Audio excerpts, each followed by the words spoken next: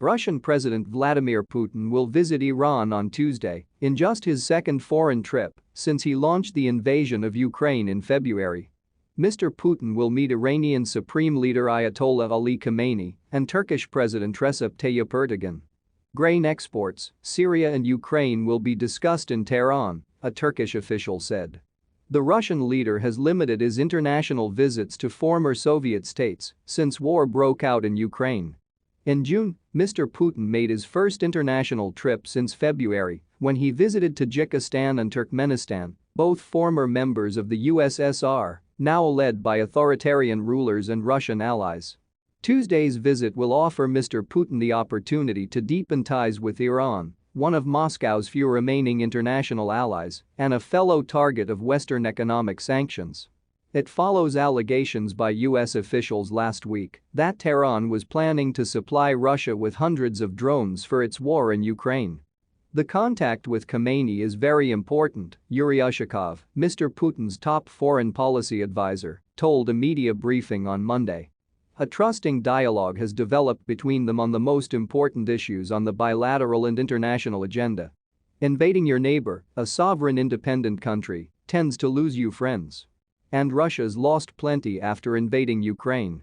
In the West, Moscow has achieved pariah status. But the Kremlin is keen to show that international sanctions have failed to isolate Russia, the world's largest country, and that some of its friends are sticking around. Like Turkey and Iran. Russia will use the three-way summit on Syria to try to demonstrate it retains powerful allies and geopolitical influence. But we're not talking BFF, best friends forever. Turkey and Iran are also Russia's rivals. Turkey and Russia are on opposing sides in Syria and in Libya. They are competing for influence in the South Caucasus. Turkish combat drones have been supporting the Ukrainian military. As for Iran, it's competing with Russia in global energy markets. True, Russia, Turkey and Iran do have some common interests. But that is no guarantee of long-lasting friendship. Turkey and Russia have backed opposing sides in the Syrian civil war and have been searching for ways to reduce the violence in recent months. But the meeting comes amid Turkish threats to launch a fresh offensive in northern Syria against US-backed Kurdish militants, a move which both Iran and Russia oppose.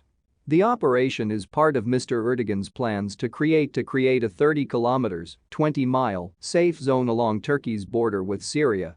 Last week, the UN Security Council agreed to reauthorize cross-border deliveries of aid to rebel-held Syria for 6 months after Russia had initially blocked a proposal for a one-year extension. Ankara has refused to impose sanctions on Moscow since Mr. Putin launched his invasion of Ukraine on 24 February, with Mr. Erdogan's government seeking to play the role of mediator. The meeting could offer an opportunity for the Turkish leader to conclude a tentative agreement struck between Russian and Ukrainian leaders to ensure the export of 22 million tons of desperately needed grain. Last week, Turkey's defense minister said both sides had agreed on ways to ensure the safety of shipping routes for grain ships. Russia's Black Sea Fleet is said to be stopping any shipments getting in or out. The issue of Ukrainian grain shipment will be discussed.